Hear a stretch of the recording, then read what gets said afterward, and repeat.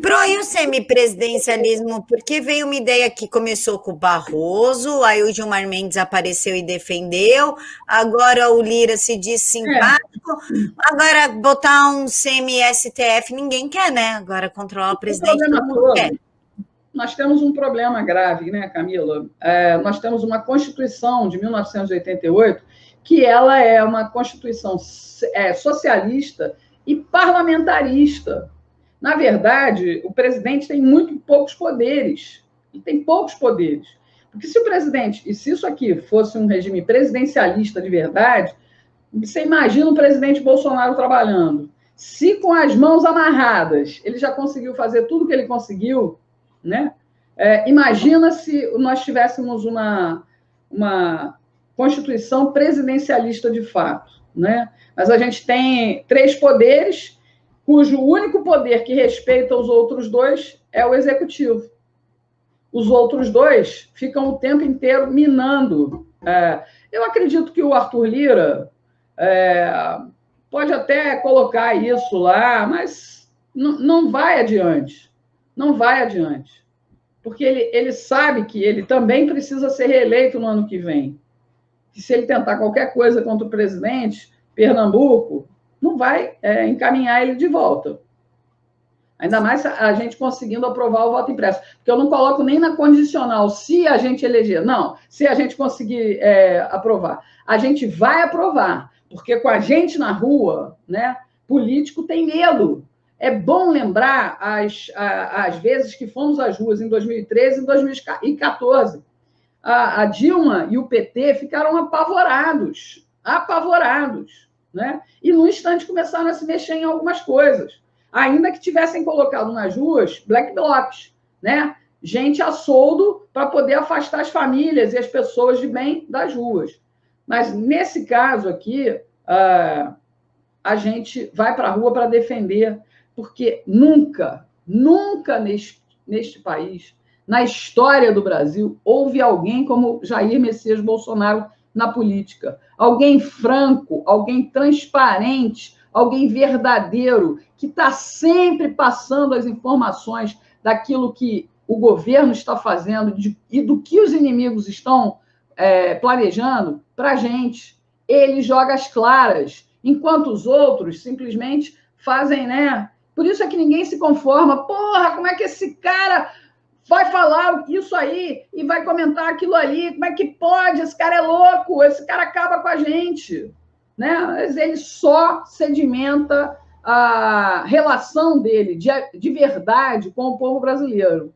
Né? Do mais simples ao mais capacitado, aquele que é capacitado mesmo. Né? Porque, como eu vi uma piada hoje, né?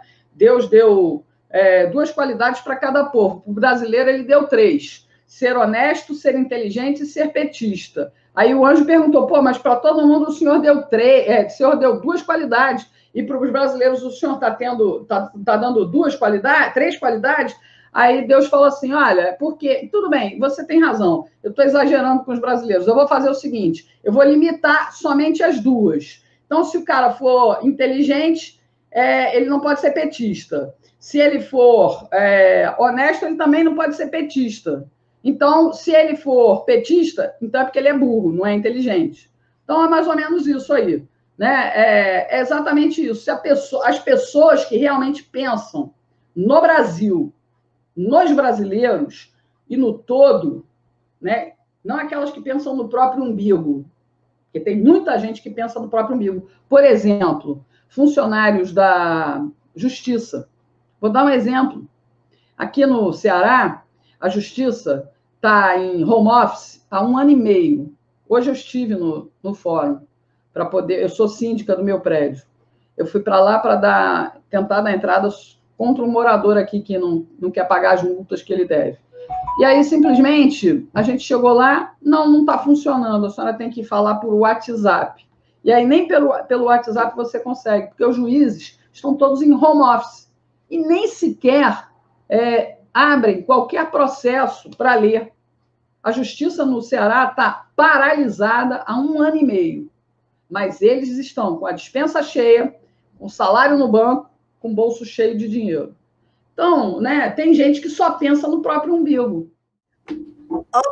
Também surgiu a história, aí eu já vou contar com a sua experiência jornalística, que é o dobro da minha, por sinal, que a aprovação dos 6 bilhões do fundão está ligada à aprovação do voto impresso.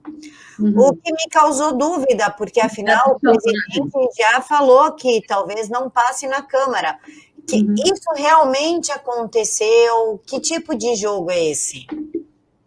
Bom, se estão fazendo essa chantagem, aí se reforça mais ainda esse grau de confiabilidade que as pessoas têm no presidente, que ele vem e fala o que está acontecendo. Então, o povo do Amazonas, o que tem que fazer? Tem que pressionar o seu presidente, ainda que momentaneamente, da Câmara, porque é o deputado federal Marcelo Ramos, que dê as bases do Amazonas. Um Amazonas que podia estar usando parte desse dinheiro para infraestrutura, para oportunidade de emprego e renda, para melhorar a saúde do Estado. Onde estão os amazonenses? Onde estão? Que não estão entulhando a caixa postal desse vagabundo, desse Marcelo Ramos, sabe? De e-mail dizendo, olha, meu filho, ano que vem não conte mais com o meu voto, não, porque tu é bandido. E eu não quero mais ter um bandido me representando na Câmara Federal. Se está fazendo chantagem com o presidente, olhem tudo que o presidente já fez pela região norte, ainda que tenha sido muito limitado. Ele está entregando obras aí de 50, 60 anos, paradas. Se o povo não tomar conta do processo, vai continuar submisso a esses bostinhas que têm cargo eletivo e que pensam que são alguma coisa. Está na hora do povo reagir. Ajudem o presidente. O presidente faz tudo por nós. E o que nós fazemos por ele? A chantagem está aí, na mesa. O presidente já falou. Depende de nós. De nós. Por que eu vou dar um exemplo aqui. Por que se conseguiu impedir a aprovação do passaporte sanitário? Porque um grupo, né, de pessoas, eleitores conscientes, ficou perturbando, ficou incomodando os deputados e mandava e-mail, e procurava, e ligava, e falava, olha, você não vai me representar dessa forma negativa, eu vou negar meu voto para você no ano que vem. E aí acabou dando empate. Deu 2-3-2 para cada lado, se não me engano, não foi esse número? 2-3-2 para cada lado, incrível, dá 2-3-2, dá empate. Sabe? Mas a gente só ganhou porque foi um bando de pessoas dispostas a lutar pelos nossos direitos, que foi brigar, que foi fazer lobby, que foi encher o saco desses caras. Temos que agir. Temos que agir.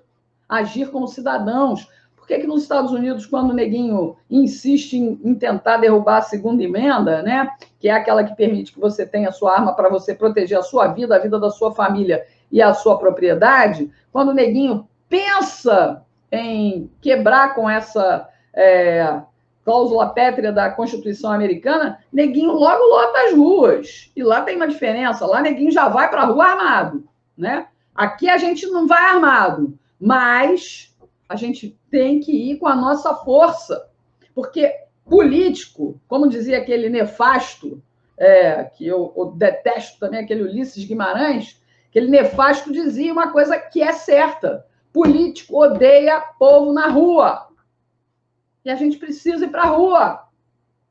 Vou dar um exemplo aqui. Eu fui no domingo retrasado para a Praça Portugal. Me disseram que ia ter de novo nesse domingo. Aí eu cheguei lá no horário, não tinha ninguém, eu voltei para casa, né? Mas a gente devia estar na rua, era todo domingo. Ah, Regina, todo domingo não resolve. Trabalhador só tem tempo de fazer manifestação aos domingos, ou sábado, né? Mas a gente precisa estar na rua. Aos borbotões a gente tem que brotar, a gente tem que sair dos ralos e encher as ruas. Exatamente para eles sentirem a pressão, porque a gente só vai vencer esses bandidos. Volto a repetir, são 513 deputados. Tem uns poucos honestos, tem um bando de bandido e tem uns que vão para o lado que a gente empurrar. E esses são a maioria. Então, a gente tem que empurrar esse pessoal para o nosso lado. Vamos fazer algo. O pessoal fala, vocês querem fazer manifestação de domingo, não resolve? Eu trabalho de sábado até às 18 horas. Como é que eu vou para uma manifestação depois das 18? Pois é. Não há essa possibilidade. Tem que ser de domingo para todos que trabalham.